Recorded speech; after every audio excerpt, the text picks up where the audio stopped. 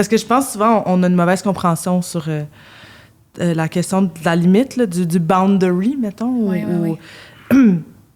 C'est comme un terme qui est vraiment popularisé récemment, fait que les gens en parlent beaucoup, sont là, je mets mes limites, mais en fait, une limite, c'est pas de dire hey, Camille, fais pas ça.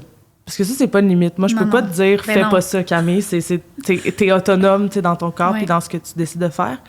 Mais la limite, c'est de dire ben Camille, si tu refais ça, moi, je quitte le studio.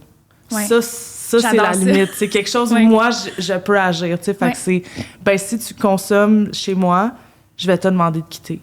Ouais. Mais je peux pas te dire consomme pas. Ben non, ça sert à rien. Ça sert à rien, ça arrivera juste pas. Puis ça, ben c'est ça. Fait que ça demande beaucoup de discipline personnelle de mettre en application sa limite. Puis je pense que ce qui est difficile quand c'est avec des gens qui sont... C'est que tu le sais que en appliquant ta limite, tu mets possiblement cette personne-là à risque. Oui.